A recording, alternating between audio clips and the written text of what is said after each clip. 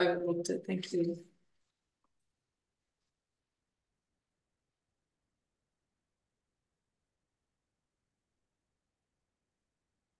They're all coming in now. Excellent.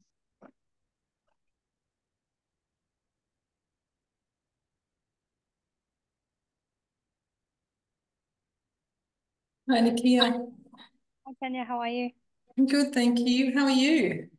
Yes, I'm well, thank you. Ciao. Yeah, thanks for asking. Thank you. You look like you're zooming in from work today, Nikia, is that correct? Yes, that is correct. Thank you. No trouble. Joshing's arrived too. Joshie, sorry. Hi, Joshie.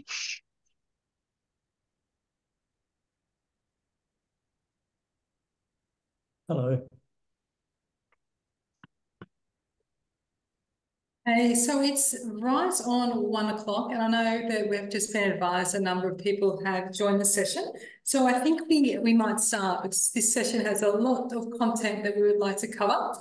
To begin with, I would like to welcome you to Managing Difficult Conversations in your class as part of Ready to Teach Week. Let's begin by acknowledging the traditional owners of the lands in which we are meeting today and recognise that this has always been a place of learning and sharing of cultures for a long time, long before the establishment of UQ. I'd like to extend my gratitude to the elders past and present for their care and custodianship of the country. I'd like to also welcome any First Nation participants joining today, and thank you to those for your continued contribution to Australian and global society. This session is a collaboration of a number of team members, and I will introduce everybody to you. Once we start the session, each person is going to speak to a particular topic that is important to them, that they've navigated through, and provide you with some tips of what's taken place in terms of what does a difficult conversation look like, and then some tools to help you manage the difficult conversations when it takes place and what you can do after that conversation has taken place. But let me introduce the team who's going to bring that to you. We have Nikita Testa. Nikita works very passionately with the UQ Art Gallery and uses a range of different techniques to ensure that there is mutual exchange and understanding. Cho Singh, he's a health psychologist and has been an award-winning university educator and works with some very sensitive contents and with some learners from diverse backgrounds.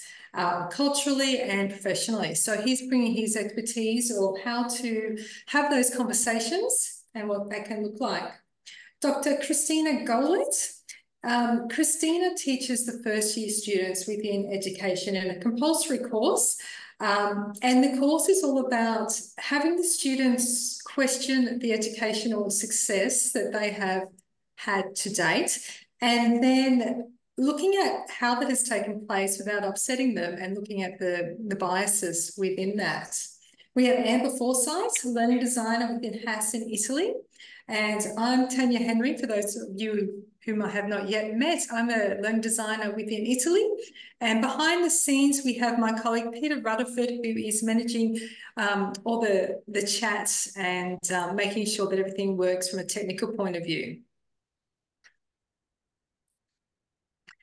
Before we get started, I would like to recognise that this session will include some topics that some people may find uncomfortable.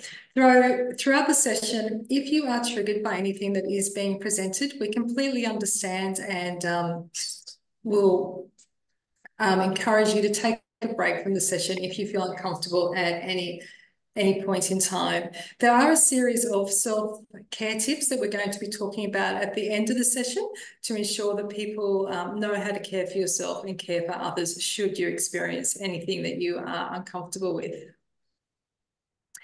Nikita, can you please talk about some of the things that we or others may have experienced as a way of introducing this session, please? Sure. Can everybody hear me before I kick off? thumbs up emojis would be great. Nice and clear, Nikia. Thank you. We want to kick off this session with a focus on, I guess, agency and this idea of mutual exchange among the presenters and the participants.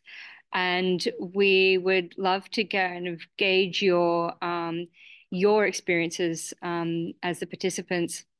And there's just a few prompts there on the screen.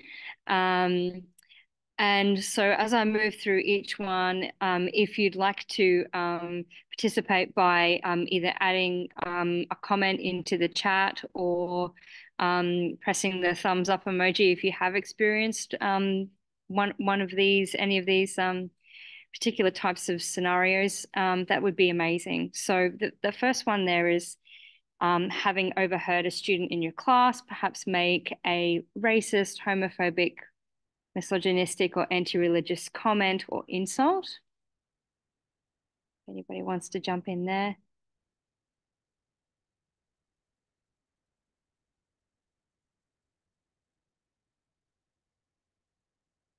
Regular feature in philosophy classes. Thanks, Luke. Yeah. So if it's needed, or you can just use a thumbs up. You don't have to put a comment in chat. If you've experienced any of these things, just a thumbs up so we can recognize that these things take place. Yeah. So that second one there, have you ever had difficulty being able to respond to inappropriate comments in class because you felt unsure how to respond? Interesting classism. Thanks, Linda. Do you find it difficult perhaps to be an ethical bystander in your class because you feel or you may think that you don't have the tools or skills to speak up? And that last one, have you been the victim of racist or discriminatory comments from the students during the course of your class? That is a really tough space. We really want to give you some skills and some support today in this session. So I'm really sorry if you've actually experienced that as a lecturer or a tutor here. But yeah, that's just a little way to gauge how everybody might be tracking through this kind of experience in your classes. Thanks for participating, everyone. Yeah. So many of us have experienced many of these things, either in the classroom or perhaps further afield. And today's session, as I mentioned previously, is about identifying what does this look like? If it takes place in a classroom, what can it look like?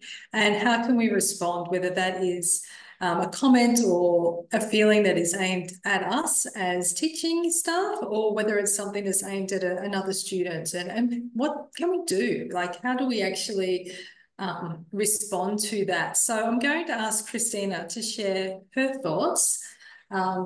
She's been working in this space for some time. So Christina. Thanks, Tanya. Hello, everyone. My name's Christina. I'm in the School of Education. My pronouns are she, her, they, and them. Just to set the scene, I teach a large first year, first semester compulsory sociology of education subject. And so this course is all about getting students to question and to take pause on the educational structures that they have participated in and have actually had a lot of success in. So in essence, the extension of that is to get them to question their privilege. So I'm constantly in the space of having to navigate what's difficult. And I guess I wanted to take a second to think about what this concept of difficult is. And so in the diagram I have in front of you, when we think about difficulties and these difficult dynamics in the classroom, we often think about them in terms of learning theory as either being clashing with what you have experienced or what you believe about the world or feel you know about the world. So very much the content. Difficult in terms of hard to understand. So it might be something that people just are struggling to grapple with. And so those two sides of the same coin may actually feed into each other. But what that ends up happening, I guess, is that people can become in the classroom, teachers included, defensive and or disinterested.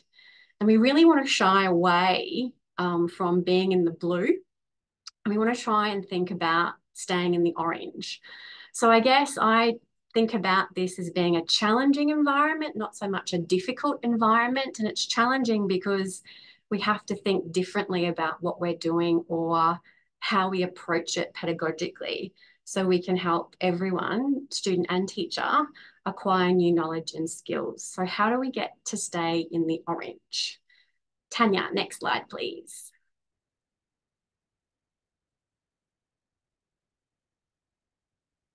So my approach to this is using what we call a pedagogy of discomfort.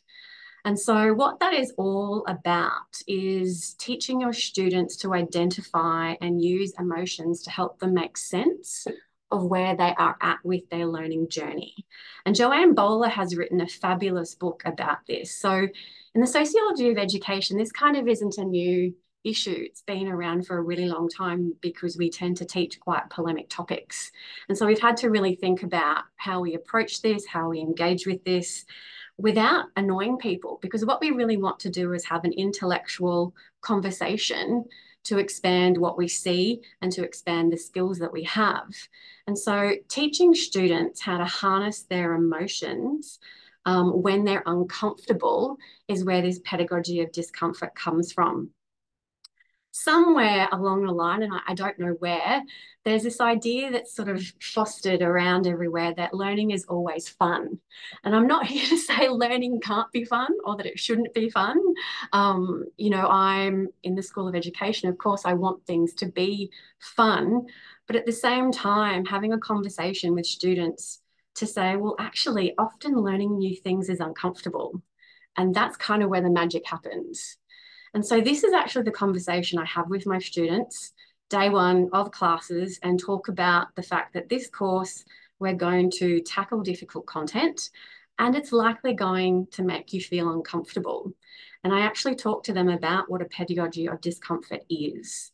I actually give them a handout and I say exactly what we just opened with here. Have you ever heard any of these phrases in schooling?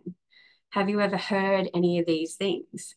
And the vast majority of people have. And I will say, how's that made you feel? And when you have these types of conversations, or when you hear these types of comments, how do you go about it? What do you do? Because the thing about education is that the vast majority of people have been through some type of education system. So they always feel like they can have a say. So everyone contributes to conversations about what good education is. And so a pedagogy of discomfort, as I guess, is changing or re-angling the conversation to think about discomfort as actually being very productive. And it's about learning how to harness it. And I really love the quote from Joanne Bowler that I put on that slide here. You know, when she talks about, I address defensive anger, fear of change, and fears of losing our personal and cultural identities. So an ethical aim of a pedagogy of discomfort is willingly to inhabit a more ambiguous and flexible sense of self. Because my course in my first years is all about getting them to take pause on what they think they know about education and expanding what they see. So the strategies I invoke, I have this conversation with them straight up that we're going to address difficult content and that we need to skill you in doing that. And I think probably one of the biggest take-home lessons I've learned along the way is setting the expectation for interacting and being and allowing it to be okay to feel uncomfortable, but learning how to harness it productively and, importantly, respectfully. So that means having some tools for managing challenging interactions and learning moments. So to put this into context, I actually asked my teaching team. So we have about 300 to 400 students in my course. It's one of the largest ones in our school. And I said, well, you know, so what are some of the, because I think we take it for granted. We're so used to being in this environment. And so I asked my teaching team, what are some of the things that, you know, you've been quite you know, we've been shocked with what some of our students have said before that we almost have become blasé about. Some classic chestnuts are parents and kids from low socioeconomic backgrounds don't care about education. So when you have that comment made to you in a lecture or in a tutorial, how do you deal with that? I've also had comments along the lines of religious schools have a right to discriminate. Why should they be forced to change their beliefs and allow LGBTQIA+ people in their schools when they don't follow religious values? So, you know, so these are, you know, really challenging comments that we get in this course. And so it's really important for us as a team of teachers, because it's a large course, to have some type of scaffolding protocol from the word go. And then when these types of comments happen, to model using that process. And so the next slide, if you could, Tanya.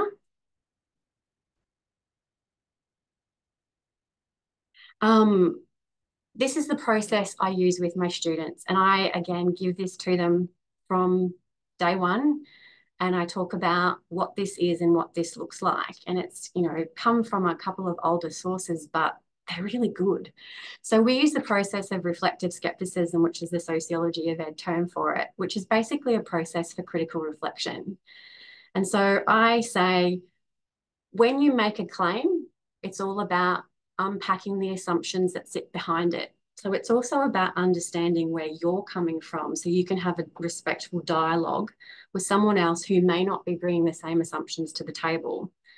Then it's about having contextual awareness, which is saying what's the socio-historical context from within which these types of comments have emerged. And then imaginative speculation is thinking, well, what are alternative arguments to these things? And then ultimately having your own informed opinion about that. And so if you could just move to the next slide for a second. So this is a bit wordy, but this is literally from the handout that I give them. And so I actually say, well, what are the assumptions that unpack, for example, if I get a comment of parents from low socioeconomic backgrounds don't care about education, what assumptions are you making? So I actually model the enactment of that process, because in this type of course, we will have varying points of view. And, you know, it would be unfair of me to be teaching this type of course without setting a model in place for how we navigate that. So this process of reflective skepticism, which is in essence a version of critical reflection, is how we go about doing that. Because in the context that I teach, inevitably my pre-service teachers will end up teaching in schools or higher education, and they will disagree. They will disagree with someone in the world about something else or an approach to a teaching issue. And how do you respectfully have those conversations? And so, you know, with my very short period of time, I promise that, Tanya, I've only got a little bit left. We also try to set up protocols. I guess my take-home messages are protocols, and this is the one I use. And the second one is talking about how when you disagree or you learn something, it's uncomfortable and that's actually okay. And we go through a process of how we can harness that. And so they're probably my two tips and tricks in my short 10-minute little spiel about how I approach that kind of challenging domain in my classroom. So thanks. I think there are some fantastic tips there that we can all take away and use. If anybody has any questions for Christina or for any of the presenters throughout today, please put them in chat or unmute and please ask. We've allocated a few minutes after each presenter for some questions and also then at the end of today's session. So if anybody has any questions, please, as I said, feel free to ask them. There's some already in chat. I think I've got a couple here. Oh, where are we going? How far do I go back up? Sorry, I didn't know where I started. Cancel culture, yes. Cancel culture, not me, yes. Is it a good idea to draw attention to what defensiveness is? I think so.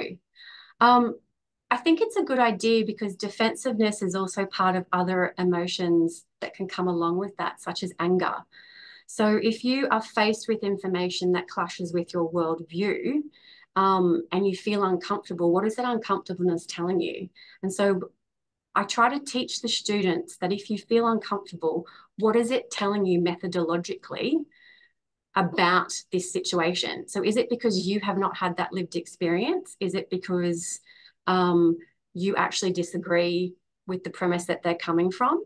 And so you can actually have a dialogue about what sits behind your feelings. And so really get into the content. So look, I would say yes, it is good. Another one, what perspectives would you exclude? I've often found that there are certain points of view or perspectives that are harmful to discourse itself, but going about excluding these can be really tricky. Yeah, and I think, you know, my 2 bobs worth on that is that pedagogy, so the art of teaching, is exactly that. It's an art form, and I think it's really underrated in terms of how these difficult content is really, it's a skill to navigate it. I don't think you should shut down perspectives. I kind of take the philosophy of it being an educative moment.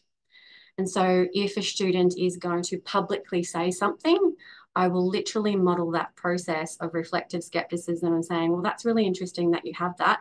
Tell me more about what assumption you bring to the table to think that way. And I think you have to kind of own it and model it. Yeah. I think I'm out of time though, Tanya, am I? I'm not. We might move on just because, and then come back. I'm sure there'll be some time for questions at the end. I think what you've presented is fantastic. Thank you so much. And I think there's a lot in there that people can take away and use as practice within their own teaching. So thank you very much for sharing. Chao Shi, can I call on you now to share what you're doing in the classroom and the challenging conversations that you've had and how you navigate and manage those, please? Yep, thank you, Tanya, and thank you for Christina providing this very insightful discussion. I think our approaches have and our examples have some overlaps, and I think it's a nice connection that we're making here. So just to provide a bit of background, I'm a health sociologist and I teach social sciences courses in general across all levels, especially introductory and advanced health sociology subjects. So kind of similar to kind of Christina's cohort that she was just talking about, in health sociology and social sciences in general, we as educators encounter a very diverse of students in teaching and practice. In my example, where my students are mostly within the social sciences, for example, they might be coming from Bachelor of Social Sciences, Bachelor of Arts, and etc. or similar fields. We also frequently get students from psychology, health sciences, allied health, and even medicine in our subjects as electives, of course. So this kind of creates interesting dynamic and interesting kind of power position in the student cohort, and not just within the student cohort, but with me as well. And brought by differences in ways of being and knowing as students who are equipped with and comfortable with different paradigms and different type of knowledge. And not to mention that students often come from very different personal, socioeconomic, and cultural backgrounds as well. So Christina was just talking about, speaking about the pedagogy of discomfort. I think that's a really interesting point. And this kind of echoes the key arguments from kind of recent scholarly debates within higher education about the so-called safe space or the comfort space and the comfortable space. For example, this paper I'm referring to at the moment by Verduzco Baker in 2018, they've offered discussion about this in terms of what a safe space actually means. So conventionally, safe space is understood as comfortable spaces for so-called all ideas being supported, being included, and without anyone being challenged. And educators are often expected to provide neutral and apolitical responses. And even though that's not kind of official requirement, and this is often internalized or internalized in practice. So when shifting to brave space instead of a conventional kind of safe space in Berdusco-Baker's theorization, we must ask who we're asking to be brave, for whose or kind of whose bravery is or is not being recognized.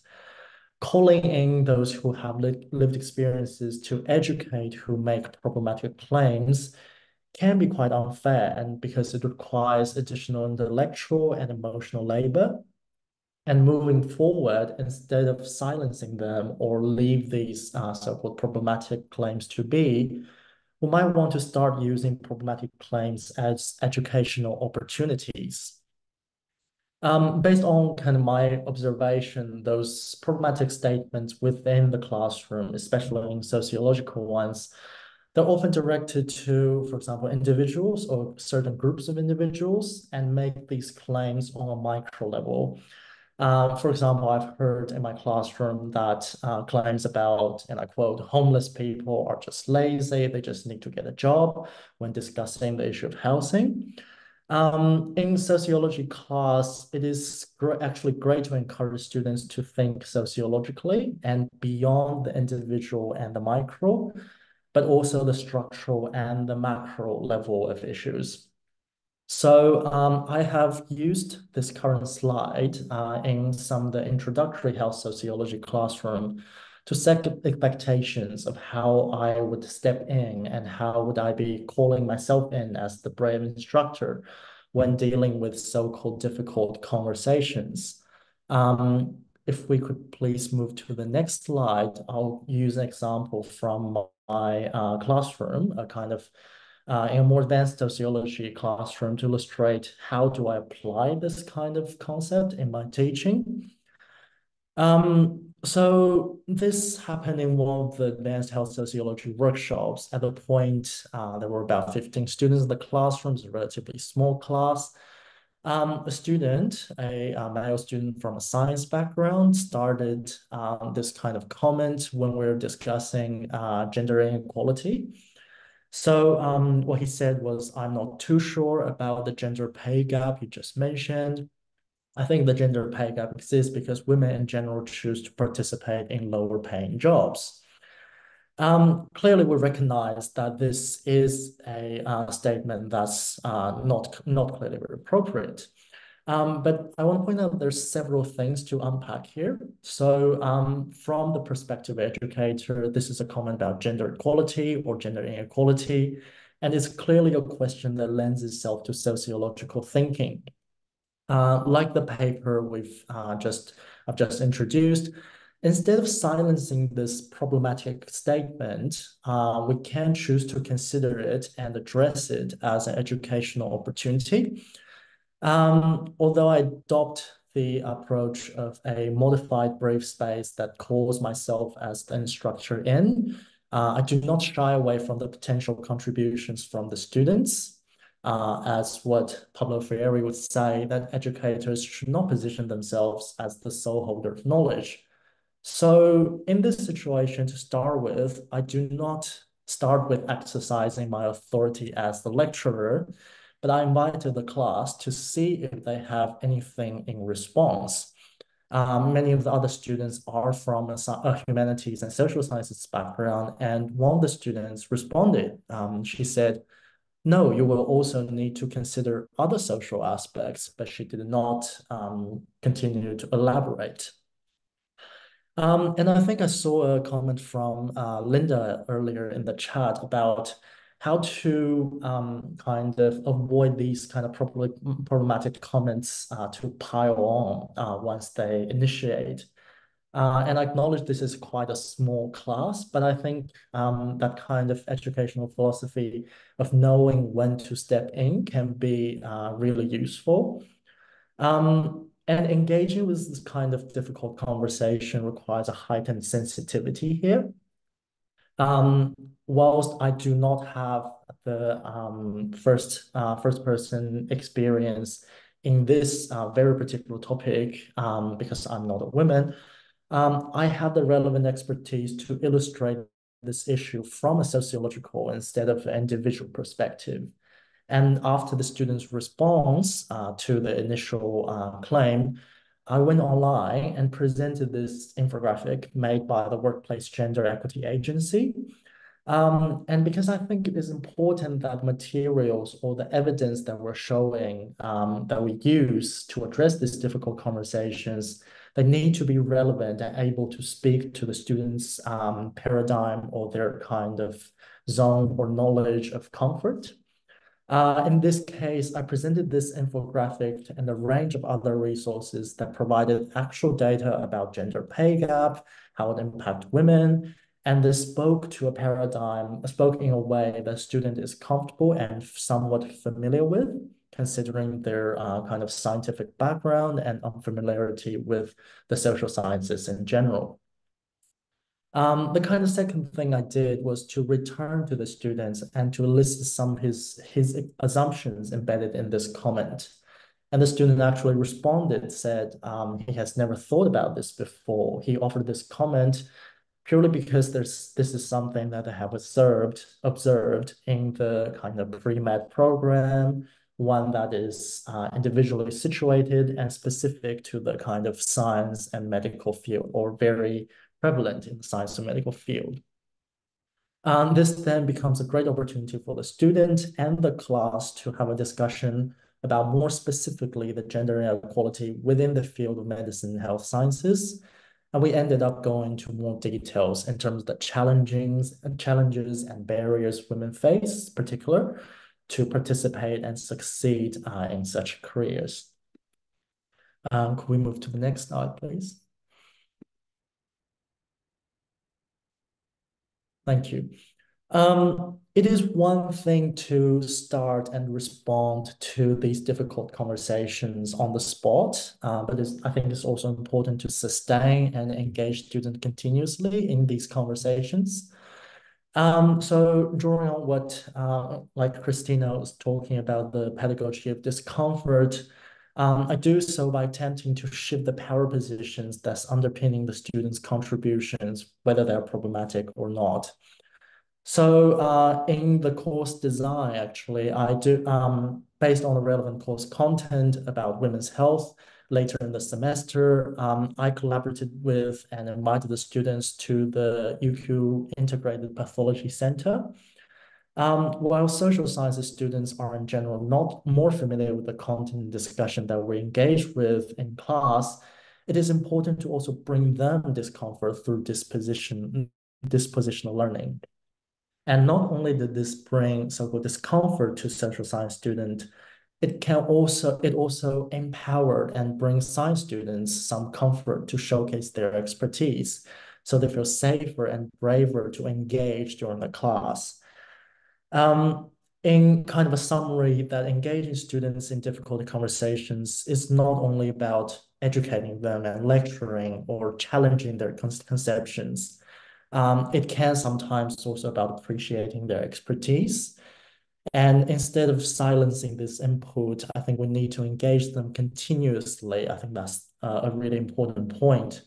And drawing on everyone's expertise in that room, the educators, students, their peers, and in many cases, the kind of material environment that we're situating. And we need to pay attention to this as the educator who designs these kind of environments. As instructors, we should not only be brave on a personal level to engage in these conversations, but also from a broader level of design, and also to prioritize the kind of continuous engagement in our teaching. Yeah, thank you very much. Thank you very much, Xiaoxi. I think what you have presented is some fantastic ways that you have navigated some challenging conversations within the classroom, along with some very practical and real examples of what's happened, which I think many can relate to, perhaps not specifically that topic, depending on the content they're teaching within, but definitely we can all relate to that. Does anybody have any questions that they would like to ask Xiaoxi? Any questions about how he has gone through the process or how he has managed different challenges? I think I see one in the chat by Luke. Yeah. So it was, could you give an example of dispositional knowledge? I engaged with this concept a while before, so might be getting a bit rusty. But so you can see on this kind of slide is the kind of infographic I made for conference roundtable. The kind of dispositional knowledge I'm bringing here, or I kind of design here through a pathology museum or visit or field trip visit to provide this kind of interdisciplinary exchange for both social science students and the science students to expose them, especially the social science students in that case, to expose them to things that they're not necessarily familiar with and to invite them to challenge their own assumptions and to also learn from their peers who are not necessarily recognized as experts in social sciences classrooms. And I think this quite importantly serves the exchange of power dynamics within the student peers. Because in that kind of field trip, what we actually observed is the social science students started to approach the science students actively and to learn from their expertise because they have visited that space before. They have the expert knowledge in that kind of area. Excellent. Thank you. So Luke's come back and said it's a more clear metacognitive exercise. I'm not quite clear in terms of metacognitive exercise. Would you mind elaborate a little bit? Luke, would you like to unmute and share? Yeah, thanks.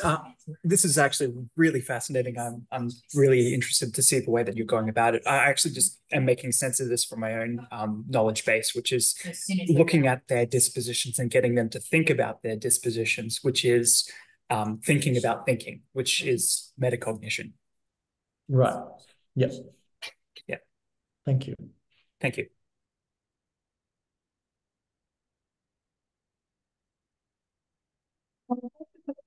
So we may come back to some more questions. So please, if you have any other questions or topics you would like to discuss, please add them to chat or keep them for a moment. One of the things that we acknowledge is that these conversations can be really hard. It can be really hard for teaching staff and it can be really hard for students. So how do we have these conversations, particularly if you're teaching into a subject where these conversations tend to take place on a very regular basis? What if you are teaching something that's controversial or you've got a group of people who are bringing up controversial topics very regularly? How do you manage self-care in this space? Because it's important that one looks after ourselves. And when we're talking about self-care, we are not talking about scented candles and baths and all those kind of things. But I think self-care in this space is incredibly important. And so we're going to spend some moment talking about that. And when this session was coming together, we discovered that Nakia and Xiaoxi had some fantastic support that they were actively engaged with within the self-care concept that really helps them navigate these challenging conversations. So I'm going to ask them to both share what they do to ensure that they're able to continue these conversations in the brave spaces to ensure that everybody can grow and learn from the participation. Thanks, Tanya. To give you a little bit of background, everyone, cultural mediators at the UQ Art Museum are a team of paid staff. We're all made up of students, and it's our job to mediate the experience of the artwork in the exhibition space with the participants that are coming in. And when I say participants, that's very intentional. Normally, art galleries and museums think of their publics as audiences, and we take a different approach and engage them in conversation. And that conversation isn't how do I say, it's not a download of information about the artist and the artwork. It's very much, oh, hi, how you going? Welcome to the art museum. I can see that you're drawn to these artworks. Do you have any questions, or would you like to chat? So it's very much organized the other way around, which is quite different from other visitor engagement models.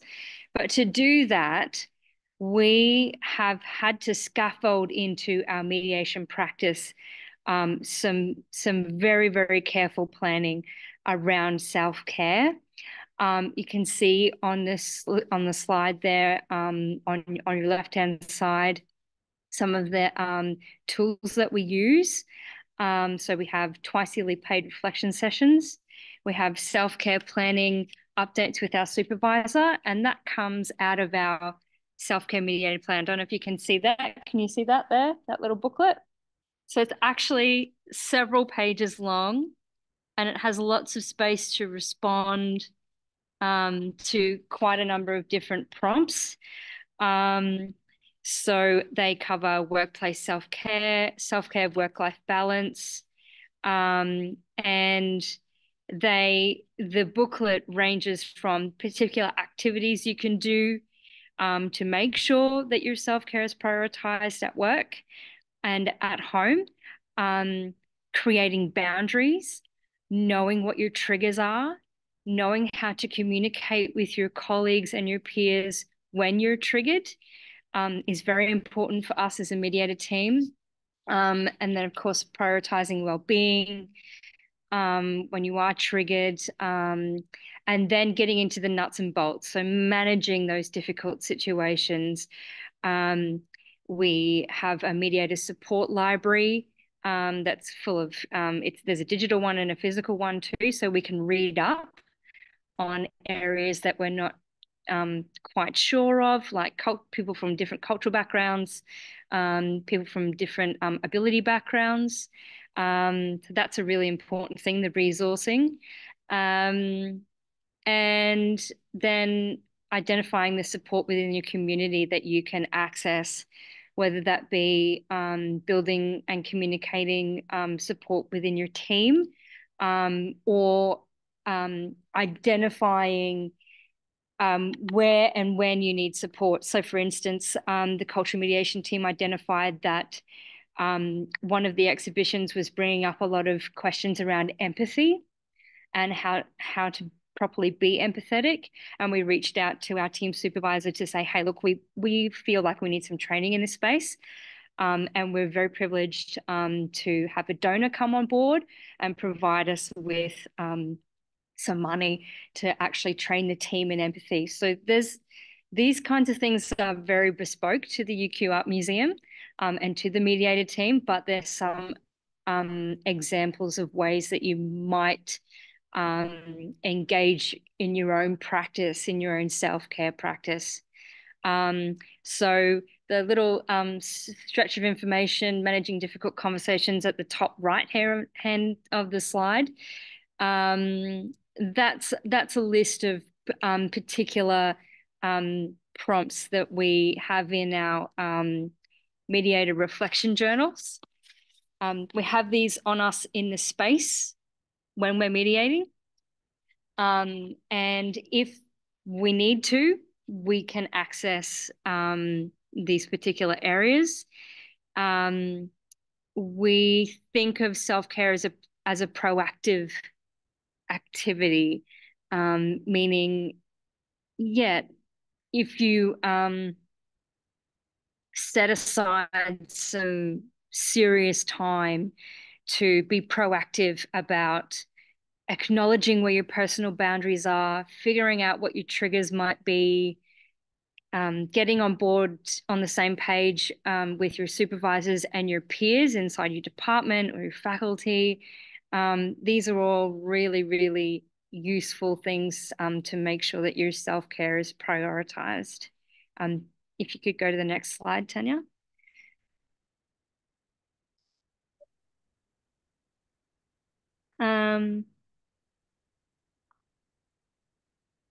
Maybe there was one before it. Oh no, that's all. That must be it. That's okay. I think it's, yeah, that's all good. I think it's Zhao Shi.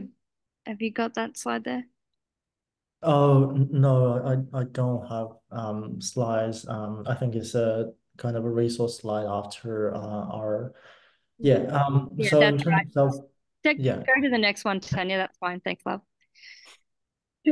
Chelsea, could you, I know we're just cautious of time. We're meant to be finishing in 6 minutes. Chelsea, you had a really unique approach of what happens within your teaching space, because you're dealing with really sensitive topics all the time. Could you summarise that in 2 to 3 minutes? Or what do you do as a team? Yeah, okay. So I think the first thing is to be reflexive, and in terms of knowing, and I think this is a great platform to see that these difficult conversations, they happen very frequently and they're very common. And one of the things we do at the School of Social Science, and we have a scholarship of teaching and learning cluster led by Linda Cheveller, who's in the audience now, I think. So I've been only able to attend 2 of these meetings, but one of the things we do in the cluster is to share these experiences and to think about how we deal with these things kind of collectively. And I think that's a great example of how we participate and we offer that kind of peer support to our peer educators, and to actively think about teaching and how to practice these kind of and how to transform these kind of concepts into practice, and also help each others to manage this kind of difficult conversations, and provide our own insights in terms of how we could better deliver these in teaching. Yeah. Fantastic. Thank you. I have lots of questions about the self-care, but are we going to keep moving because the clock is not allowing us to continue the conversation? I think we could actually have this conversation for all day, but unfortunately we have an hour. So Amber, what are your recommendations should staff or students experience challenging conversations? They're difficult, they're uncomfortable. Where can they go for support? Thank you, Tanya. And wow, thank you so much to our presenters. That was really insightful, and there's so much more we could do. So hopefully we'll come back to this topic again. I guess I've taken an initial approach of the more crisis or extreme end, and this, I guess, is more likely to happen after a class. So it's possible that you might have a student approach you in distress or having been triggered by a topic. I hope that doesn't happen to you, but I suspect that all of us on the front line of teaching have had an experience like this at some point. So a couple of places to start, including the website supporting a distressed student, I found quite practical and short to navigate, and a good one to maybe skim read, just so you're aware that there's supports in place if you have a student who's in distress and you're concerned about needing to do a little bit more. The counselling and crisis line is for everybody, staff and students, and again, that's in crisis mode. So I'm hoping most of us aren't there, but it's good to know that that number's available.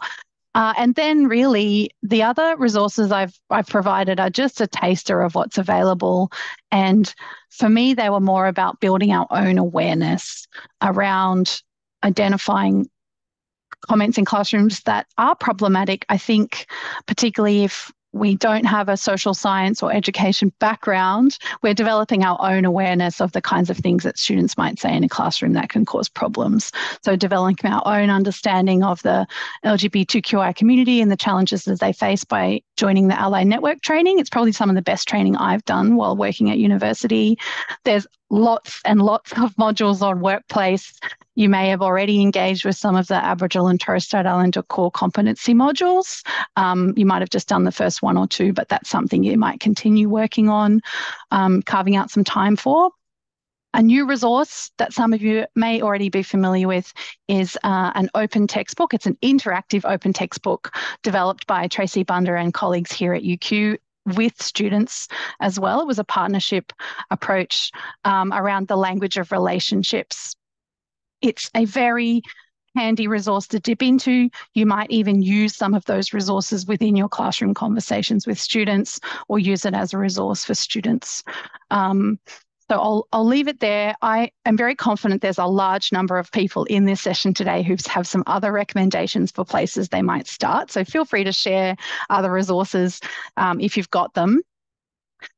Moving on to places you might refer students. If you have had a conversation with a student who's brought an issue to your attention and you want to ensure those students get follow-up support.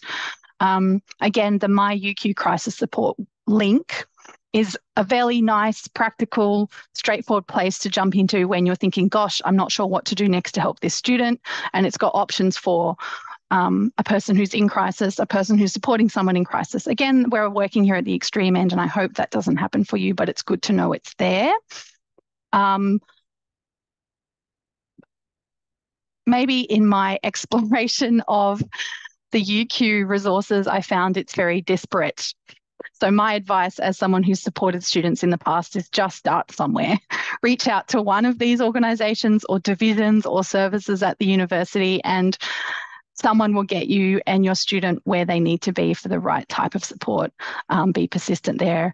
It's a large organisation, and sometimes we can feel like we're going around in circles on the internet, but absolutely there are a range of services that we can connect our students up to so they can continue to be supported. And again, if anyone's got some places they've reached out to support students, feel free to share them in the chat. Thank you, Amber. That's it. Thank you, Tanya. I'd like to thank everybody for participating in this session, and I do hope that you're able to take some learnings away that you can include into your own teaching practice. And I'd like to have a huge thank you for our presenters today, Christina, Nikia, Chaoshi, and Amber. You've all shared some really important and practical tools that people can use. There's lots of questions and lots of conversations that we could continue within this space. But we do have limited time. There is a poll that you can all respond to, which gives us some feedback about how you would rate this session. This helps with us to understand the kinds of content that you would like in the future, whether this was meaningful, whether it's something you would like us to explore further. If you've got any further comments or feedback, feel free to include those in the poll.